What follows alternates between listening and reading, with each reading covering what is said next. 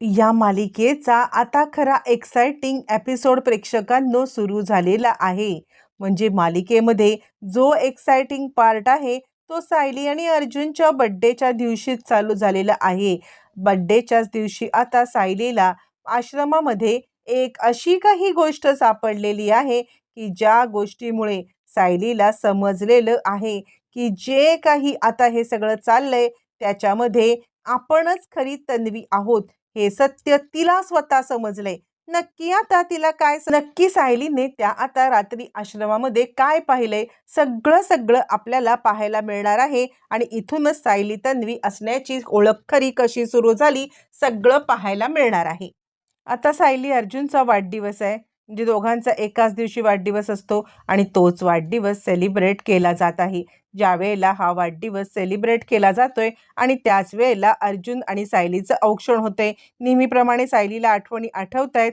तिला आता या सगळ्यामध्ये काहीतरी होत आणि स्वतः अर्जुन सायलीचं औक्षण करतोय. अर्जुन सायलीला औक्षण करतोय आणि त्यावेळेला सायलीला अचानकपणे जुन्या गोष्टी प्रेक्षकांनो लगेचच म्हणजे आता लहानपणी ज्या वेळेला अर्जुनचा वाढदिवस होता तेव्हाची गोष्ट आठवते की आई मी पण औक्षण करणार, आई मी पण औक्षण करणार. सायलीला कळतच नाहीये की आपल्याला काय हे सगळं आठवतंय, काय आहे की ज्याच्यामुळे हे सगळं आपण हे करतोय, आपण फेस का करतोय, नक्की काय आहे असं आता सायली प्रेक्षकांनो विचार करत आहे.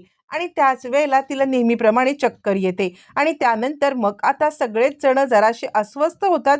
प्रत्येक वेळेला सायलीला हे सगळं काय होतं आणि त्या दिवशी सुद्धा सायलीला चक्कर आल्यावरती मग आता प्रतिमा थोडीशी हादरलेली आहे. कल्पना पण गडबडलेली आहे आणि कल्पना अर्जुनला सांगते, अर्जुन जरा ह्या प्रकरणावरती काहीतरी सोक्षमोक्ष लाव. म्हणजे हे बघ मला काय वाटतं की काहीतरी गडबड आहे. तुझ्या लक्षात गोष्टी येत आहेत का? म्हणजे तू जर का विचार केलास ना तर तुला सुद्धा या गोष्टीमध्ये काहीतरी वेगळं जाणवेल. म्हणजे तू विचार कर बघा, आता ज्या दिवशी तुझा वाढदिवस होता त्याच दिवशी अपघात झाला आणि त्या दिवशी अपघात झाल्यानंतर मग आता खरं तर तन्वी हरवली. तन्वी हरवली ही गोष्ट आपल्याला माहिती आहे. मग त्याच दिवशी तन्वी दुसरीकडे कुठेतरी गेली असेल ना आणि सायली मधुभाऊंच्या आश्रमात त्याच दिवशी आली. या गोष्टी तुला विचित्र नाही का वाटत? आणि दुसरी गोष्ट, जिथे अपघात झाला त्या अपघात स्थळाच्या इथून थोड्याशा अंतरावरती अगदी आता तन्वी आले. म्हणजे काय? म्हणजे मला कळतच नाही की सायली त्याच तिकडे कशी पोचली आणि नेमकं नेमकं ज्या वेळेला आता हा दिवस येतो तेव्हा तिला त्रास होतो ते मी समजू शकते. कारण कसं आहे ना, कारण त्याच दिवशी तिचं पण काहीतरी घातपात झाला असेल. मग काय आहे हे? अर्जुन म्हणतो, मम्मा तू तर इतका पुढचा विचार करतेस ना तितका विचार मी तर केला सुद्धा नव्हता. तू जे म्हणतेस ते मला पटतंय, तू जे म्हणतेस ते मला समजतंय. मला असं वाटतंय की या प्रकरणाचा आपण न खोलावरती जाऊन विचार केला पाहिजे. मला असं वाटतं की मी आता सिनियरशी बोलून घेतो आणि मला वाटतंय सिनियरला जर का आता मी हे बोललो ना तर तो याच्यामध्ये माझी मदत नक्कीच करेल.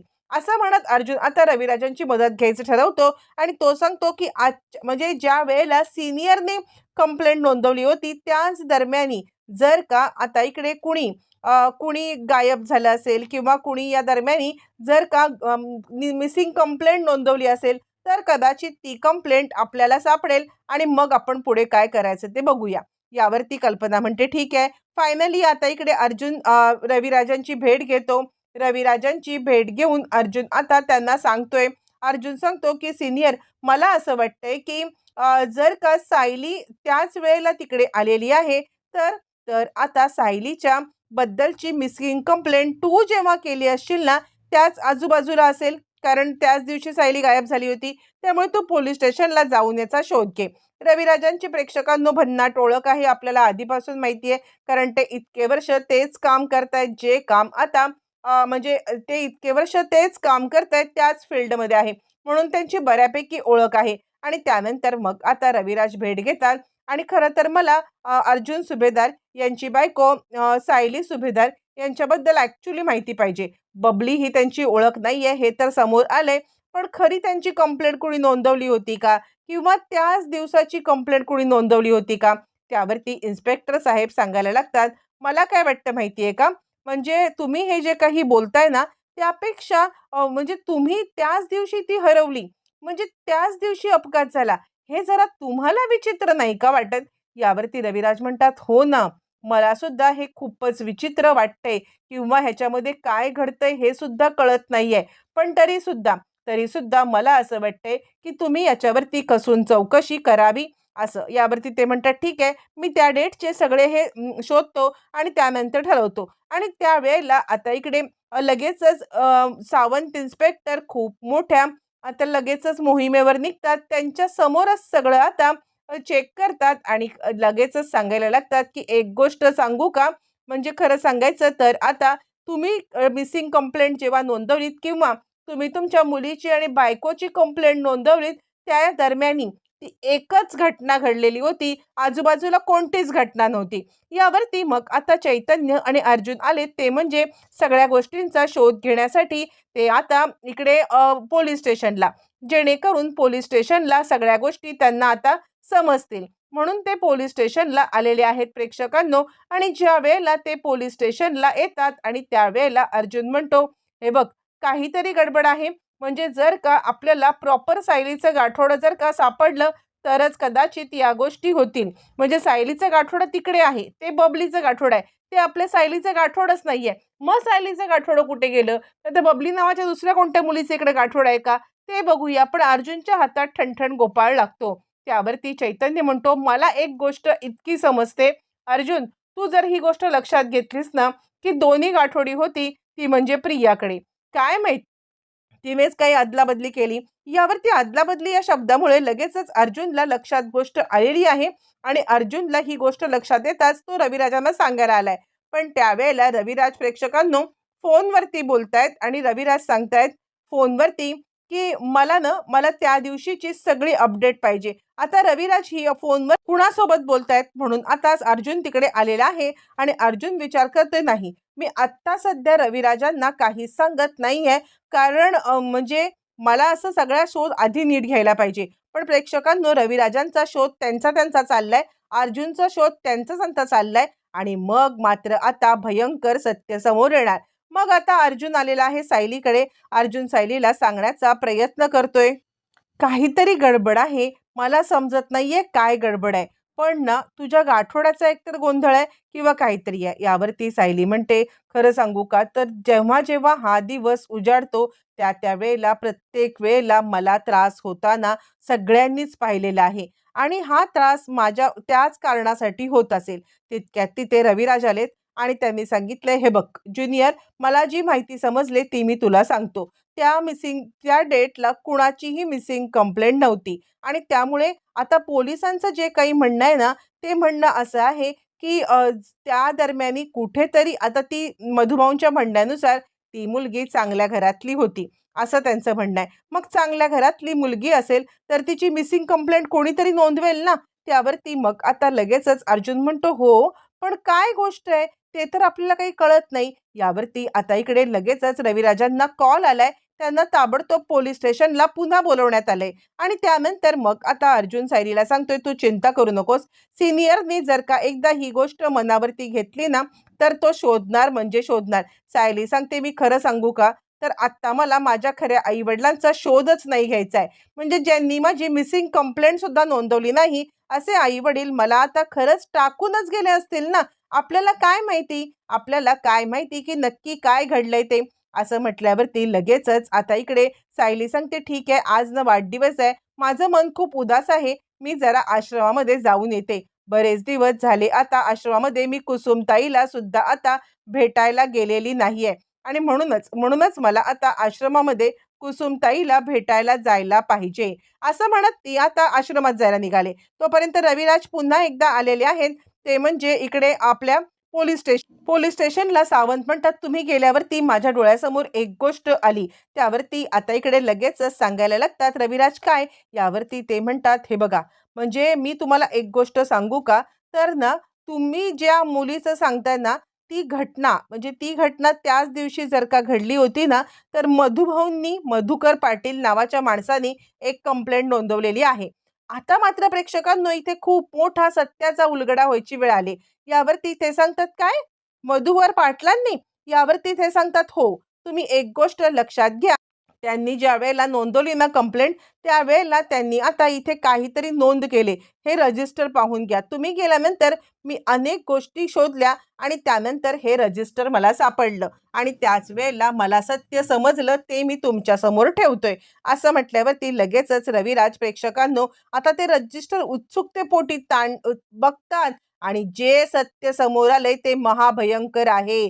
ज्या वेळेला आता इकडे मधुभाऊंनी कंप्लेंट तिथे नोंदवले की अशी अशी मुलगी हरवली आहे, जर कुणी आलं तर तुम्ही सांगा की ती आमच्या आश्रमामध्ये आहे. हे सगळं सगळं आता ज्या वेळेला रविराजांनी सांगितलंय, म्हणजे रविराजांनी ती बघितलंय आणि तिथे तिथे नोंदवलेली एक कंप्लेंट पण कळले आणि त्याच्यामध्ये त्यांनी दिलंय की मुलीच्या पायावरती तुळशीपत्राची खूण आहे. आत्ता मात्र एक धक्का बसलाय रविराजांना आणि ते म्हणतात, हे कसं शक्य आहे? अहो, ही तर कंप्लेंट माझ्या आता म्हणजे माझ्या मुलीबद्दल नोंदवलेली नाहीये आणि माझ्या मुलीच्या पायावर तुळशीपत्र आहे. यावरती पोलीस सांगतात, काहीतरी खूप मोठं गूढ आहे. तुम्ही या गूढचा हे घ्या. कारण ना मला असं वाटतंय की तुमचं आणि त्या मुलीचं काहीतरी कनेक्शन आहे 100%. रविराजांना सुद्धा प्रेक्षकांनो तेच वाटायला लागले. रविराज घरी आलेत. घरी येऊन त्यांनी आता प्रतिमाला सत्य सांगितले. तोपर्यंत प्रेक्षकांनो आपली सायली आलेली आहे, ती म्हणजे आता आपल्या आश्रमावरती. सायली आश्रमात आले आणि त्यावेळेला तिच्या समोर फोटो आलाय, तो म्हणजे तन्वीचा आणि आता त्या फोटोच्या मागे नाव आहे आपलं. सायलीला इथेच सगळा गोंधळ समजलेला आहे.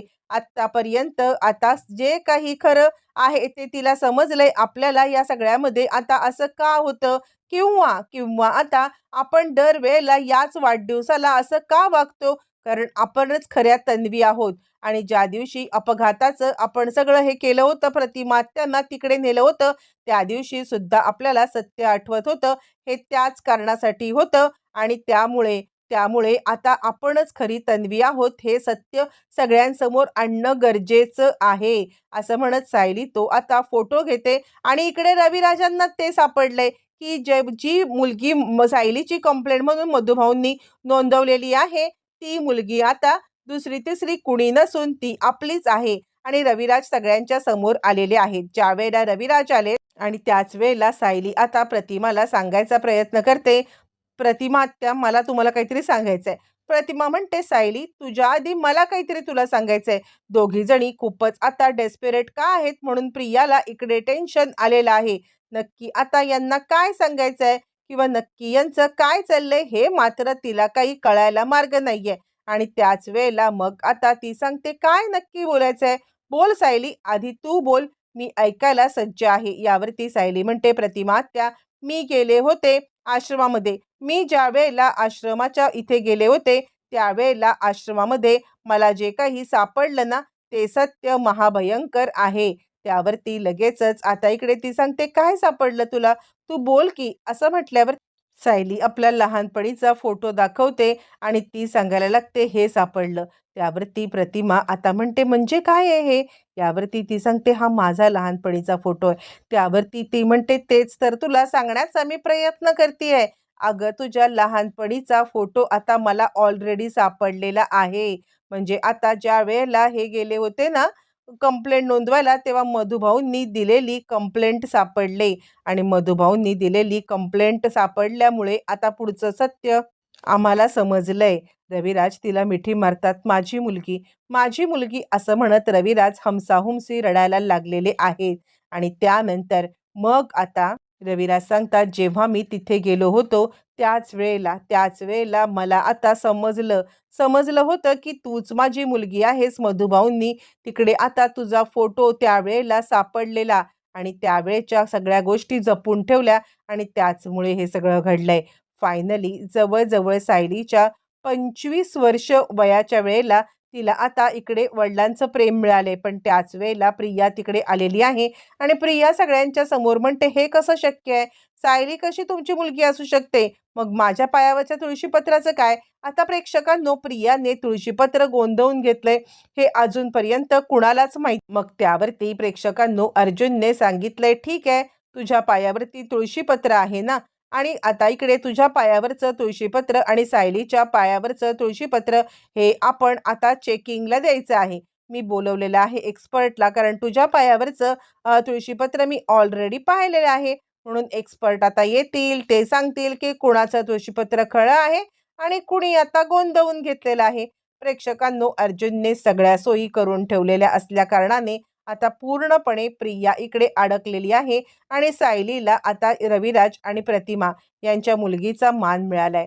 पण तरी सुद्धा या सगळ्यामध्ये आता सायली खरंच यांची मुलगी आहे हे सत्य सगळे एक्सेप्ट करणार ना? येणाऱ्या भागामध्ये सगळ्या गोष्टींचा उलगडा होणार.